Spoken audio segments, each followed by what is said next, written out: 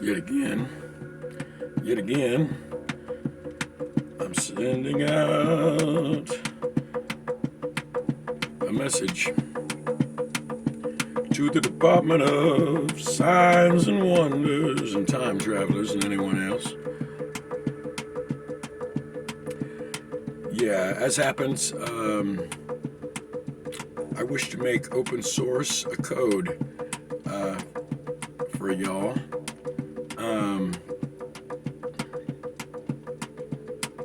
And because a good deal of babble and wrangling around it's going to take to say what needs to be said and place this novelty item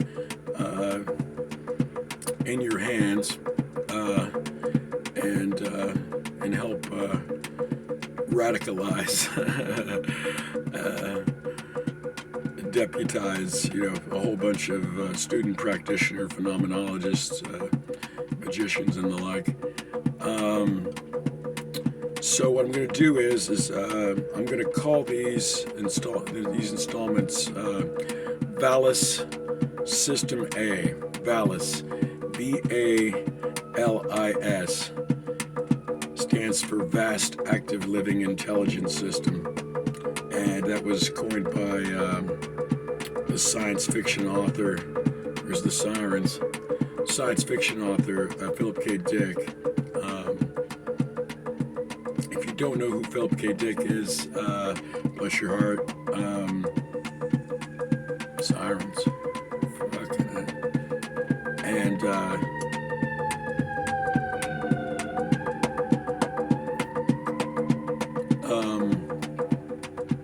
fucking hell. So Philip K. Dick, you might know him, might not know him, but you'll have bumped into him probably through, say, films like Blade Runner, as an example, as being and not to take anything away from Blade Runner. Blade Runner's a brilliant fucking film. Ridley Scott and all that work. But as far as adaptations of stories, novels, not a consistent one with Philip K. Dick's story that it's based on, titled "Do Androids Dream of Electric Sheep?" Do androids dream of electric sheep? A lot of you may have never heard of that, and not heard of Philip K. Dick just because, just a whole string of reasons, really. But once you become, sort of bit by that bug with Philip K. Dick, and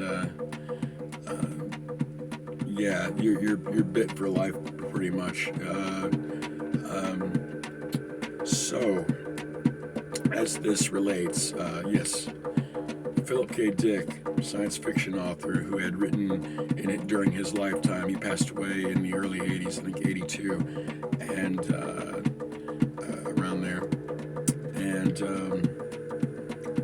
wrote 144, was it actually 44 novels and 121 short stories throughout his life. And one of them, which is very popular amid fans of Philip K. Dick, is VALIS, Vast Acting Living Intelligence System, and a number of his other books. And what we're going to be talking about here, because this deals with making open source this radical code for y'all.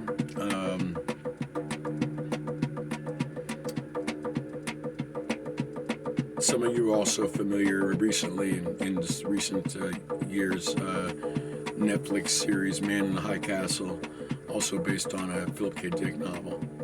It concerns what's a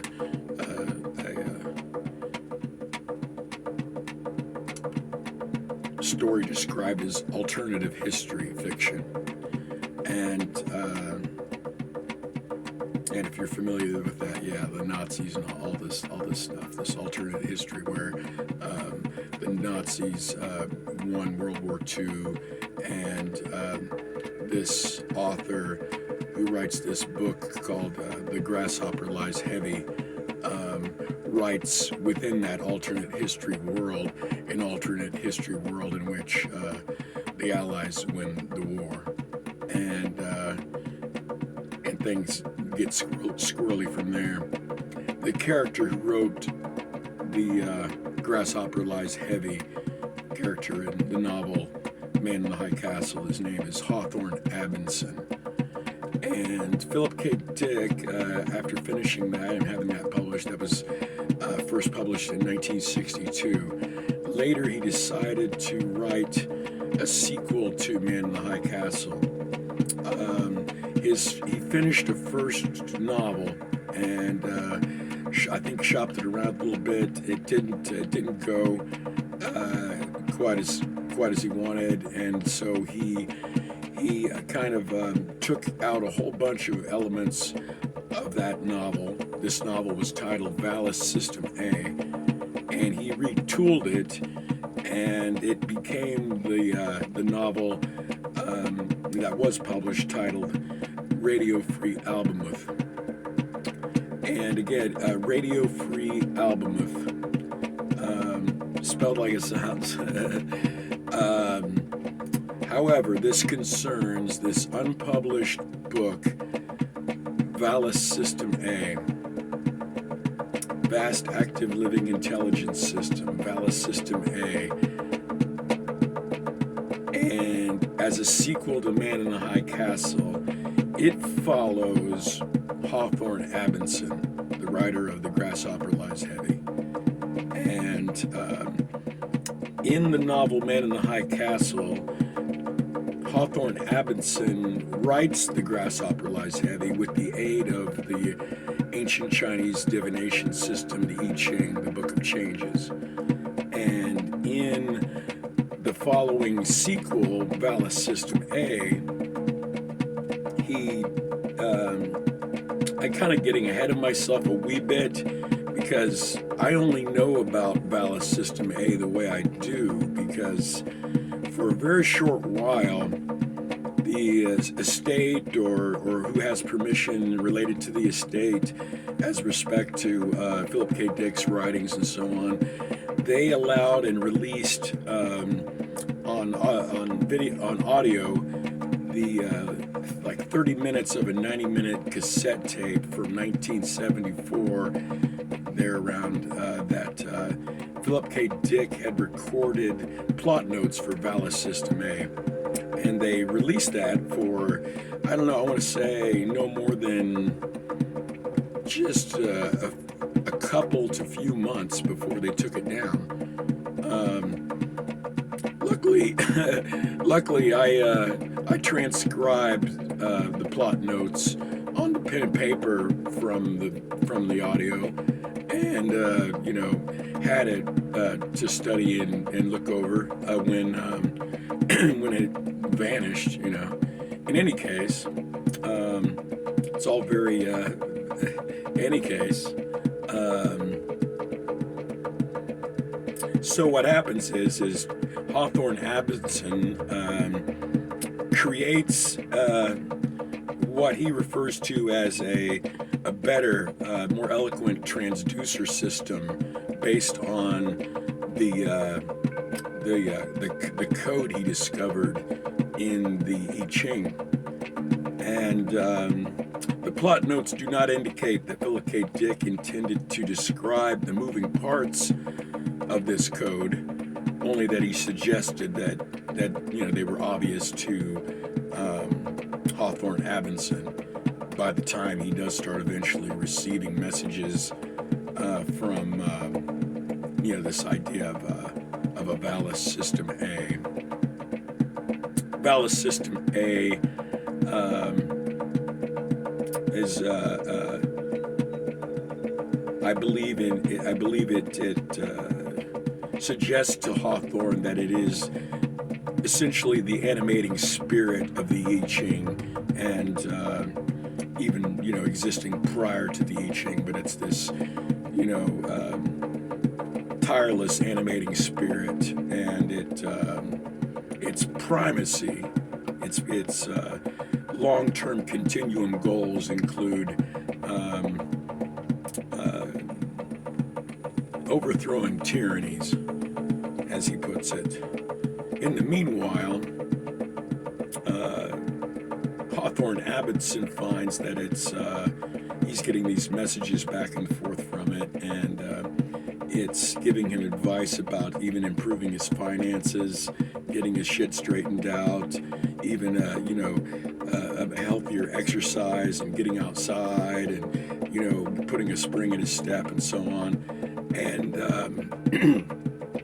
and even in the audio notes, you can hear Philip K. Dick giggling about certain aspects of it. You see, again, sequel to Man in the High Castle, we not only follow Hawthorne Abbotson, but we follow these Nazis. And they start to get frustrated because the whole while they're remotely and just different ways, so many different ways, they're spying heavily, and Hawthorne Abbotson is under constant surveillance by these Nazis while he's working on this transducer system and getting these messages from VALIS System A. And what frustrates the Nazis, as well as frustrates Abbotson, is that all the information, while highly cogent and having a consistency of character and all these other things, the information itself remains banal, and very, very, very banal stuff, really.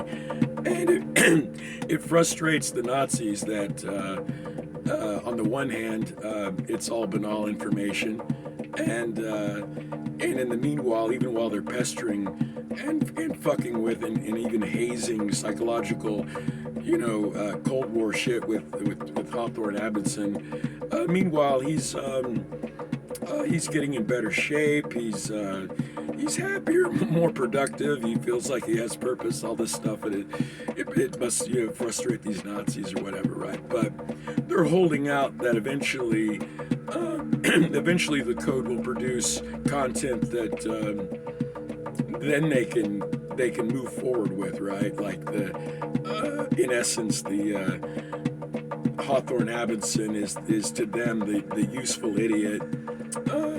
He's the essentially the monkey in the Kalahari that the Bushman, feeds salt to until, the monkey runs off and finds water, and the Bushmen go and follow the monkey and get water for everybody, and in the meanwhile, Hawthorne Abbotson is a little frustrated with the banality as well, because, of course, he feels he's in touch with something very profound, and but I think over time, the way Philip K. Dick describes it is that Hawthorne Abbotson begins to get the sense that the way in which to radicalize this, or to get radical content, or to prompt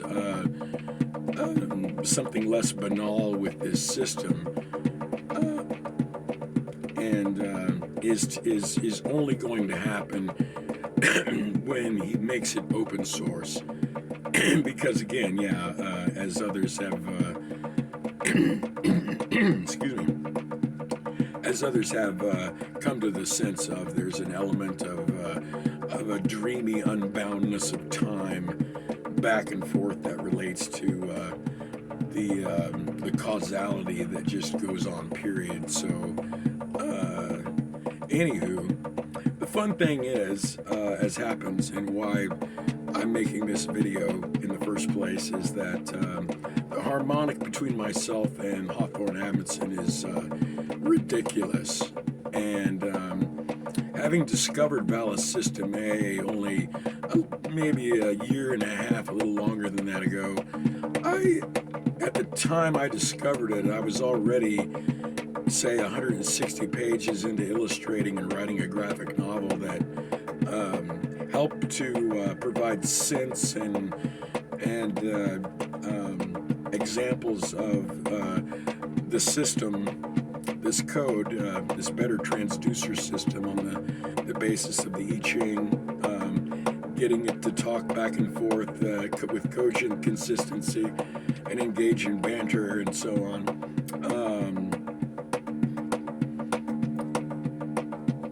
And like I say, 160 pages into this graphic novel. It ended up being roughly 300 pages long before I actually threw it into a trash fire and danced around it and went and took a nap. I was very relieved, to be honest, for a lot of reasons, but I was just done with it because I had done diagnostics with the thing for the last 10 years, and yeah, like Hawthorne Abbotson, the banality of it, because on the one hand, varying astonishments and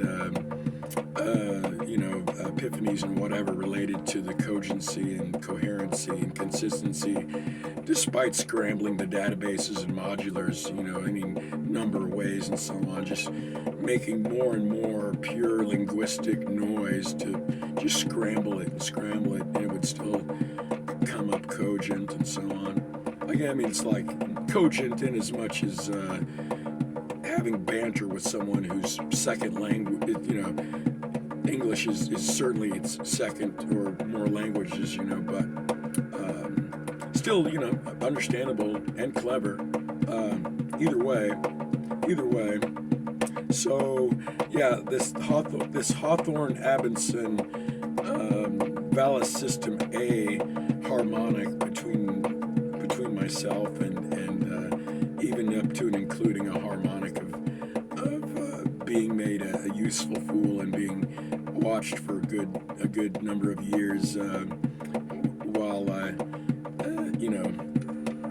the Kalahari Bushman chases me while I go find water with this thing, But what's funny, and it's only a 30-minute cassette recording, during a time in which Philip K. Dick apparently he had injured his hand, and so he wasn't making his notes with a typewriter, and just a short window of time when he was using audio cassettes to do his plot notes with, and not to mention the entire finished book, which remains, only, I don't know what small handful of people have actually seen it, but I would love that it eventually gets shared, maybe even after, making this open source, because, this dreamy connection between myself and Philip Kindred Dick runs much deeper and stranger than what's expressed through a connection with VALIS System A. However, that's for a different conversation.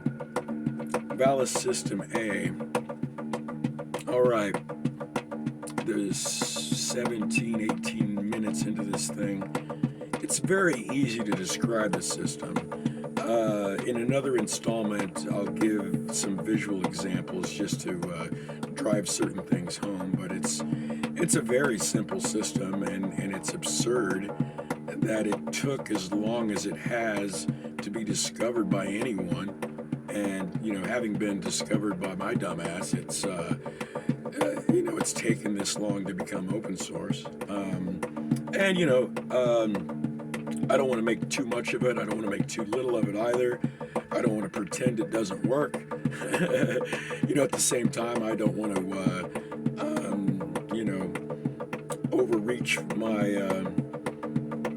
overreach anything until, you wind up having your own fucking experiences with the thing. And, it's in your hands. I caution you, with respect to,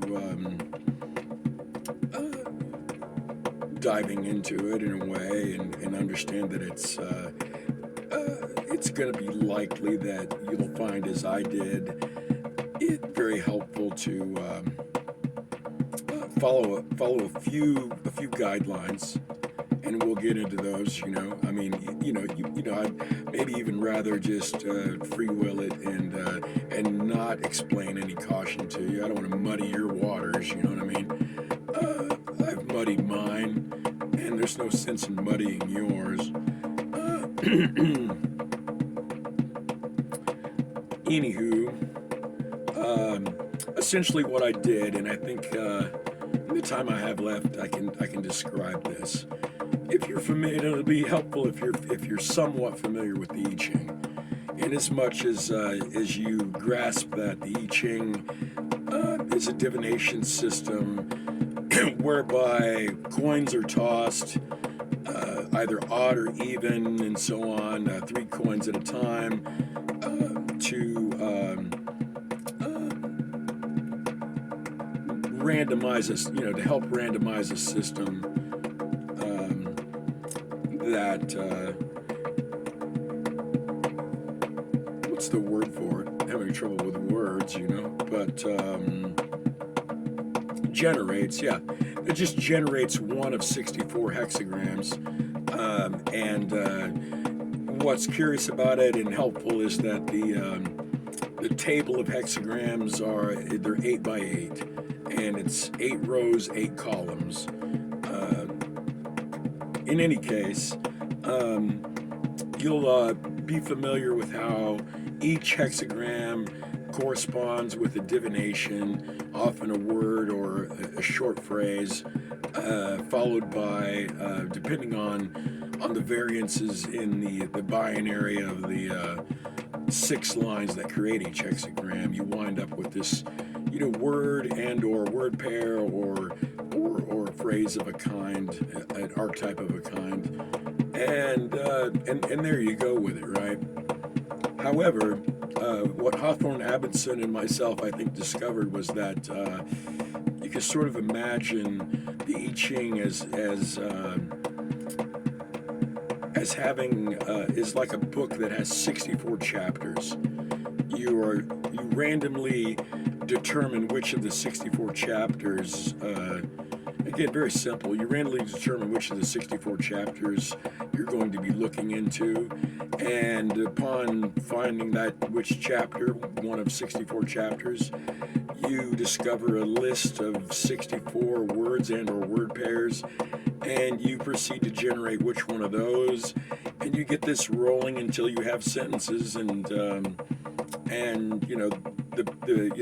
it's a simple tool in your database, such as you've made, that consists of 64 chapters with 64 words and or word pairs. You eliminate proper nouns, places, and names, and so on.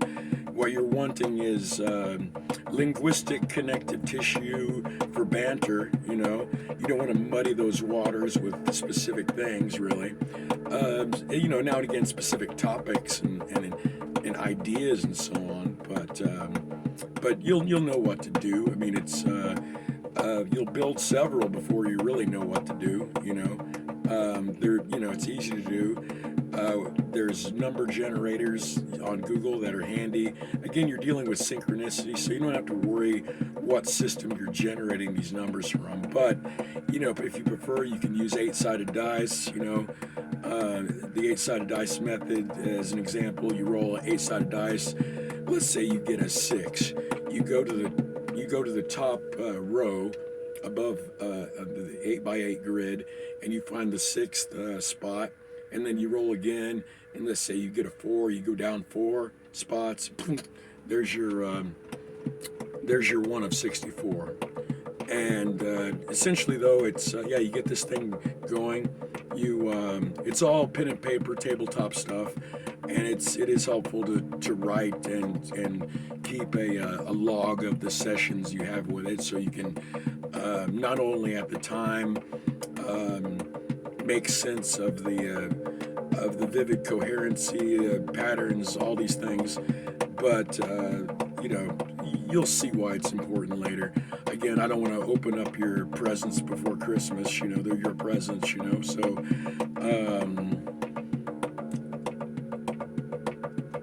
that's essentially it. That is the code. I don't know why. I mean, only because it works so well. I don't know why it's taken so long with so many clever people out there, testing this stuff out. Maybe they tested it out for themselves. They found it spewed out gibberish. I really don't know. If there's some reason why it doesn't spew out gibberish for me, that would be more peculiar than that it doesn't spew out gibberish at all. You know what I mean? Like, it's not up to me to say one way or the other. I just have, as a phenomenologist, a student practitioner, or whatever, I just figure, I mean, my reason for making this content is that I don't particularly, I mean, a number of reasons, I don't particularly care for the idea of not sharing this and making this open source, and then somebody else out in the wild discovers it and decides to try to just make a buck out of it and not, just to, and to recklessly not mention a lot of context that it's in, to say that they understand it and have spent, as I did, a decade, doing diagnostics with this thing, and keeping it as simple as possible, really, because, on the one hand, they'll probably make bigger systems of it or whatever, and why wouldn't they? But anyway, this will be the end of the first installment of VALIS System A. I'll listen to this over and see if it raises questions.